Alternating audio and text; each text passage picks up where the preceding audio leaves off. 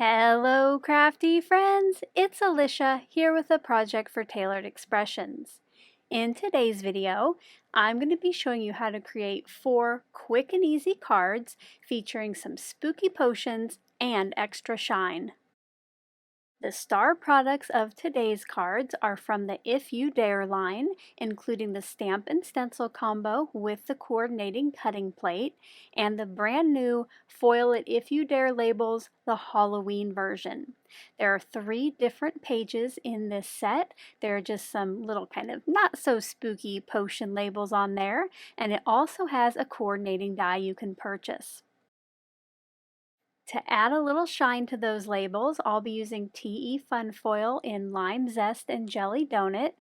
And to help me get good coverage on those, I brought in the Foil Magic Shims, and off camera I have my mini mink heating up. For ink blending, I'll be using Lime Zest, Jelly Donut, Candy Corn, and Toffee, and I brought in the coordinating blending brushes.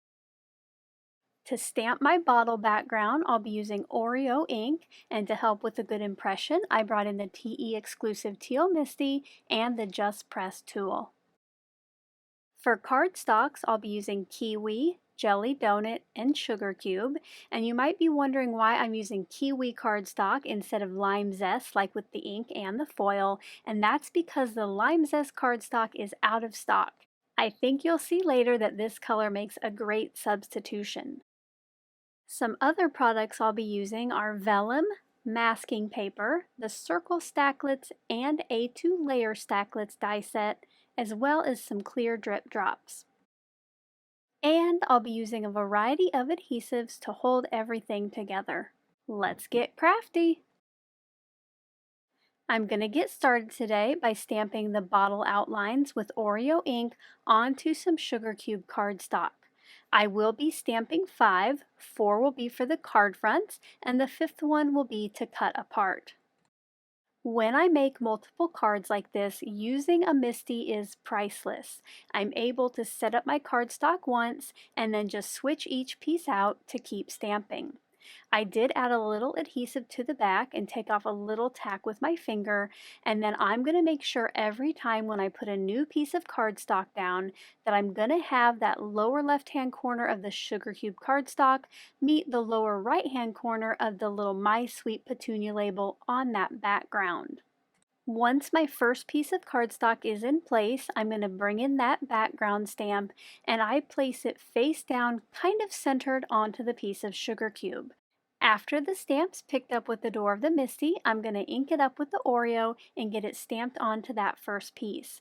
To get a nice crisp impression, I am going to use the Just Press tool, and it turned out great the first time, so now all I have to do is remove that and then put in my next piece of cardstock and just continue this process until all 5 pieces of Sugar Cube have those bottles stamped.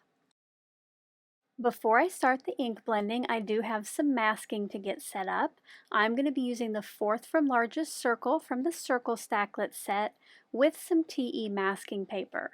I did end up having to use 1+ sheets to get all 4 circles. Once those were cut out, I brought back in 4 of my stamped pieces, and now I'm going to put a circle toward the top center of each one. Because there is a split in the back of the masking paper, I peeled away the smallest portion. That way I wasn't putting down a lot of adhesive while I was trying to figure out where to place it. I ended up putting it, I think, about an inch from the top and then centered left to right. Once all of the masks were placed, I brought in that 5th stamped piece, and now it's time for some ink blending. The If You Dare Stamp and Stencil combo comes with 4 stencils to color in the bottles, and the first one is to add some corks. Now I will be working on the grid paper placemat because it has handy outlines for card fronts and for a 6x6 stencil. So once again, I'm going to be really mindful of where I place my piece of cardstock each time, and I'm going to start by carefully figuring out where the stencil looks best. I did use the square that was pre-printed, but you might have to wiggle it just a little bit to make sure it looks good with your stamped piece. Once that was in place, I brought in a couple pieces of painter's tape and my toffee ink and blending brush, and I started adding those corks. When I'm ink blending stencils, I try to start off with a light hand because you can always add ink, but you can't really take it away. And I like to do circular motions in both clockwise and counterclockwise to get the most ink off my brushes and onto that piece. Once I have good coverage on that first piece, I'm going to peel back the stencil and leave that one side hinged and remove that first piece of cardstock. Then I'm going to grab the second piece, and this is going to be one with the masking circle in the center.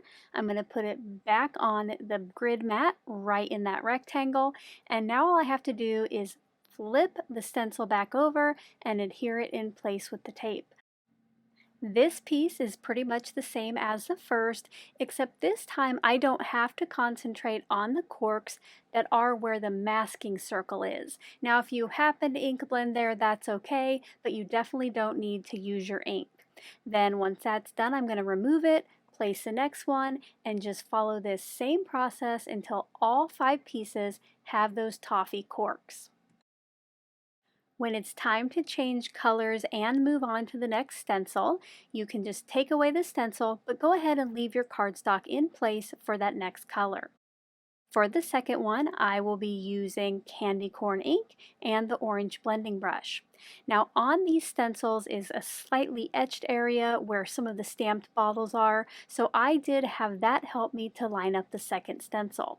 Then I'm going to use this same process for the orange, switching out the piece of cardstock between each one until all 5 are stenciled, and I do the same for the lime zest and the jelly donut. After all 5 pieces have all 4 of the layers stenciled, it's time for the reveal, my favorite part.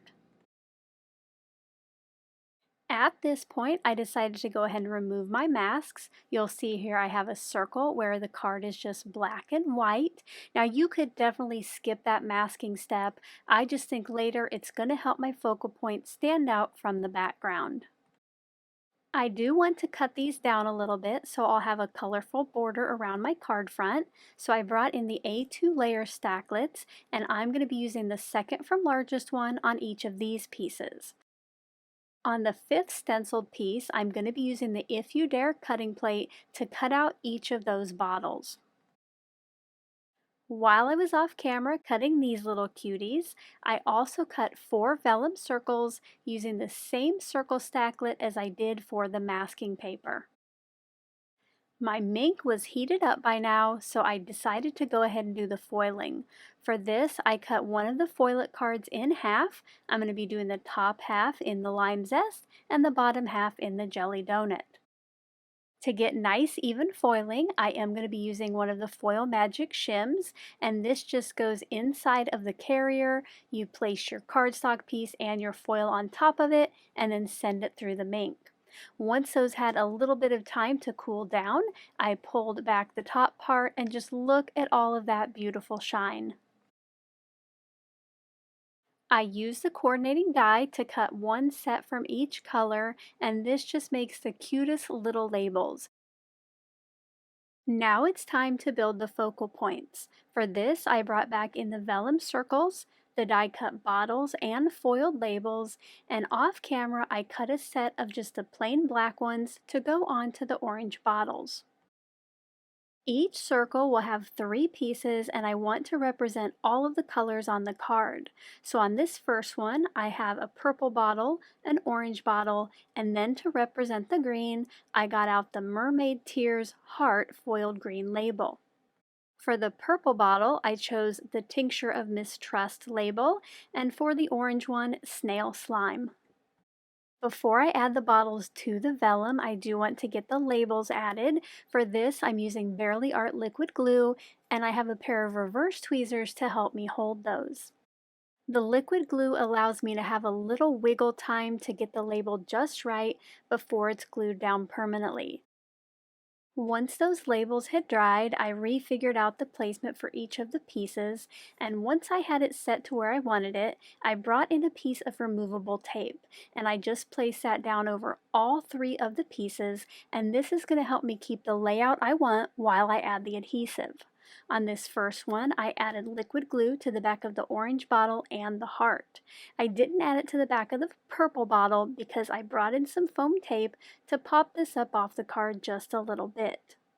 After I pulled the release paper on that, I brought back in the liquid glue and added some to the top of the foam. This way, once again, I have a little bit of a cushion or wiggle time to get my bottle placed exactly where I want it.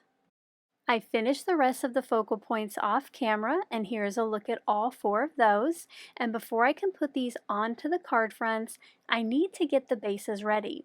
For this, I'm going to bring back in my masked stenciled pieces, and I put 2 on the green cardstock and 2 onto the purple, just trying to get a nice even border all the way around. After those were in place, I brought back in my focal points so I could get them added to the cards. On this first one, the non-orange bottle is green, so I'm going to add it to one of the cards with a green card base. Again, I'm using liquid glue for some wiggle time, and I try to add it behind where the bottles were on the front. I was also very mindful and took my time to line up where the vellum circle is where the mask was previously when I did the stenciling.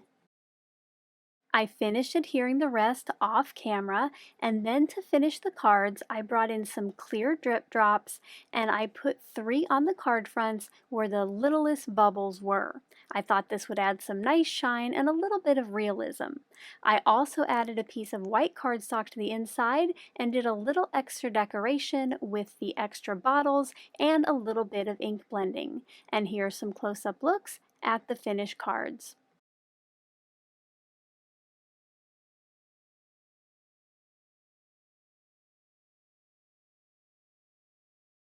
Thank you so much for taking the time to watch today's video. If you enjoyed the process, a thumbs up is appreciated. And if you're not already a subscriber, we do hope you'll click on the button below so you're the first to know about our latest videos. To find out more about the products I used today, you can check out the links in the description box or visit the Tailored Expressions online store at tailoredexpressions.com.